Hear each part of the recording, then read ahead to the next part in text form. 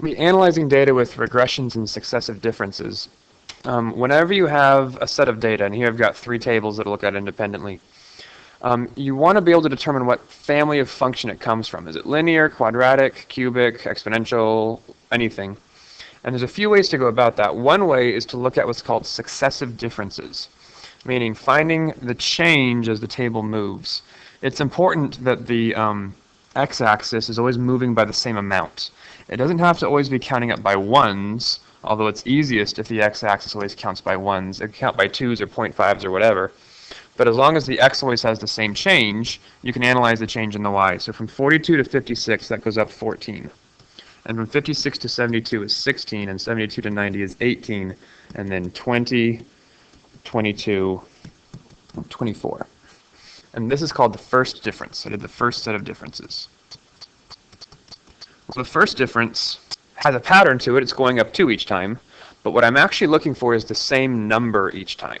I want to have the same number appearing over and over and over. So the first differences didn't get me the same number, so I'll try the second differences. And this goes up to, up to, up to, up to, up to. So the second difference is what yielded a constant value. Because it was the second difference, I know that this function is some sort of quadratic. Because it was the second difference, and the quadratic means x squared. It's not necessarily the equation y equals x squared, obviously, but it's going to be of a second degree polynomial. Had it been the third differences, we would have called it a cubic. And had it been the fifth differences, it would have been a 5th degree function. And had the 10th differences been the same, it would have been a 10th degree polynomial.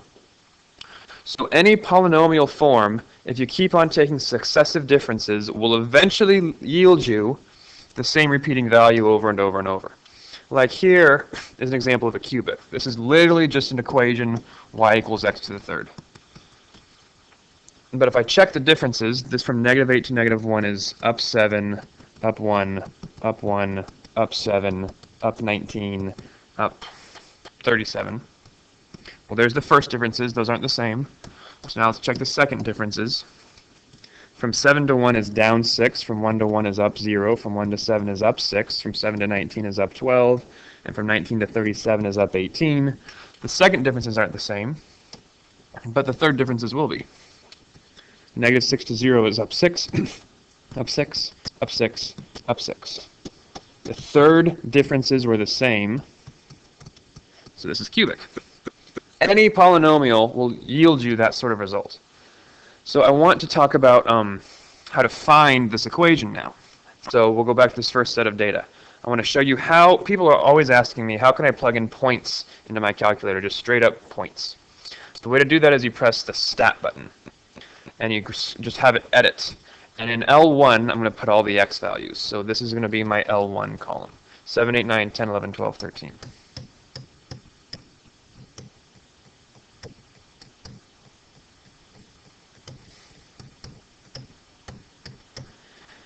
And in L2, I put all the y values, 42, 56, 72, 90, 110, 132, 156.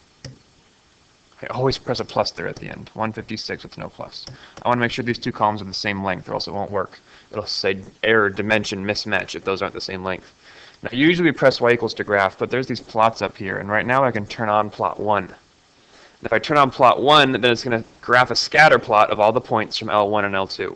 And in fact, if you want to alter that a little bit, if you press second y equals lets you do this little stat plot screen up here, second y equals, and I can edit plot 1.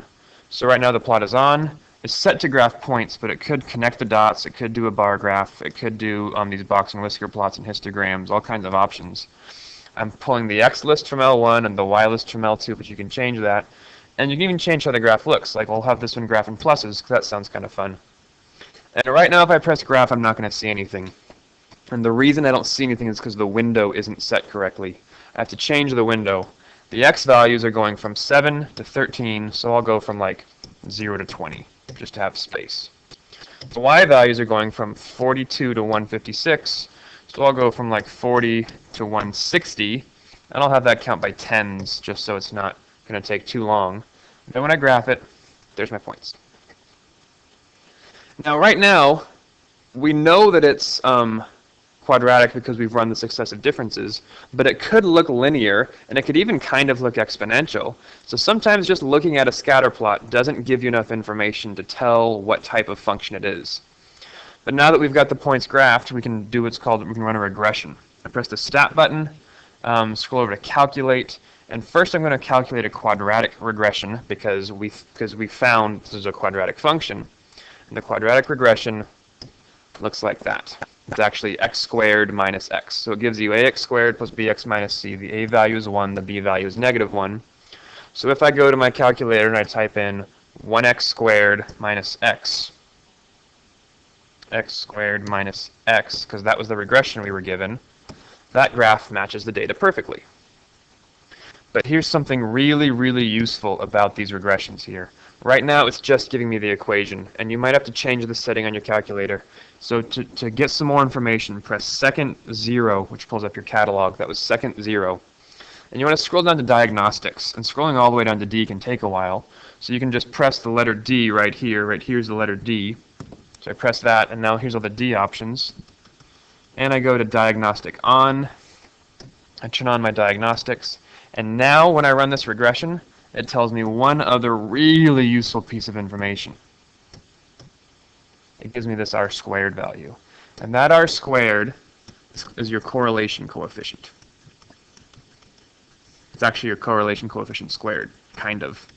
That might not be totally accurate, so I won't phrase it that way. But that correlation coefficient tells you how accurate the data is. Because we got r squared equals 1 exactly, that means that this regression equation, x squared minus x, this regression equation matches this data perfectly. Every single point on the data is graphed when I graph that equation. And that's very useful and very important, because suppose we looked at this data and we didn't know it was quadratic, and maybe we thought, that looks kind of linear, let me run a linear regression. And if I run a linear regression,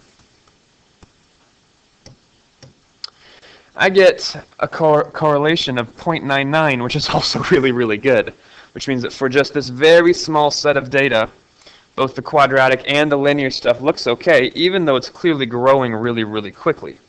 Like, it's pretty clearly not linear, and because this correlation was just a little bit weaker, the equation y equals 19x minus 96, 19x minus 96, would work pretty well. And let's graph that. Y equals 19x minus 96. I'm going to turn this one off. So I highlight this one and turn it off, so now it's not blinking anymore. When I press graph, that line looks pretty good. But had we kept graphing it, this data keeps on going up higher and higher, whereas this line keeps going out further and further. Had we had more points, it wouldn't have looked very good. Additionally, we could have run a exponential regression, because it kind of looks like it could be exponential growth. There's this is another linear regression. This is a natural log regression. This is an exponential regression. That's a power regression. There's all kinds of regressions you can run. Let's run an exponential regression. It also ends up being really, really close, 0.99. So because this set of data is rather small and very close to each other, things that look quadratic, linear, and exponential all work kind of decently, but the strongest correlation coefficient came with the quadratic, because that was 1.0, and 1.0 is as good as it gets. If it's 0, there's no correlation at all. If it's 1, it's perfect correlation. Anything in the 0.9 range is usually pretty good to work with. Okay, let's jump on to one more example here, and then the next page and we'll be done. I'm going to check differences. This goes up 1, this goes up 3, this goes up 9, this goes up 27, this goes up 81, and this is going to go up 243. And you probably see a pattern there, but let's check again. This goes up 2, this goes up 6, this goes up 18, this goes up 54, and this goes up 162.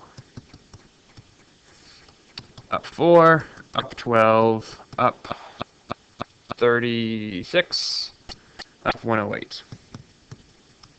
And if I keep going like this, I will actually never get to successive differences that are the same. It'll always have some difference in it, because the pattern that I'm hoping you've seen by now isn't an addition pattern, it's a multiplication pattern. Everything in these columns is times 3. times 3, times 3, times 3. In fact, even here at the beginning, it was times 3. When the pattern is a multiplication pattern and not an addition-subtraction pattern, that's when you have exponential. And we've talked about this before. But exponential is repeated multiplication, so it's going to be something like this, where we're not sure, oh, the base is actually 3. We know the base is 3 in this case. So it's y equals a times 3 to the x. We don't know what the a value is, although we could find it if we really wanted to. It wouldn't be too bad. But I'll run a regression again. I'll pause it this time so that I can punch in the buttons and not take your time to watch that, so give me a sec. Okay, I've changed my mind. I think this is worth you seeing. If I want to clear a list, I can highlight the L1 and press clear and press enter, and the list is cleared. I could always just overwrite it, like go 0.5, 1.5, 4.5. The problem is if you have different amounts of data, then you're stuck deleting things. You can delete cells by pressing the delete button, and this gets rid of cells individually. If you ever delete a whole list by mistake, like I just cleared the whole list L2 and I don't want to do that, I can second delete to insert, and I'll name that list L2. So second 2 let me grab L2. That was second 2 to grab L2. So anyways, L1 was 0, 1, 2, 3, 4, 5. Every time there's the plus for me. L2 was 0.5, 1.5, 4.5, 13.5, 40.5, 121.5, 364.5. Oh, I'm off. This should have gone to 6. That would have been a close one. In fact, let me show you what happens. If I try and graph this, it'll say dimension mismatch because I didn't have the same number of points in each list. So I go back and I edit my first list. I got a 6 down here. Oop. Nope. 6. Now when I graph it, my window's still kind of messed up. It was different from before than it is now. So I'm going to change that. Let's go to my window, and I'll make it, the x's will go from 0 to 10, I think, and the y's will go from 0 to 400, and I'll count by 20s.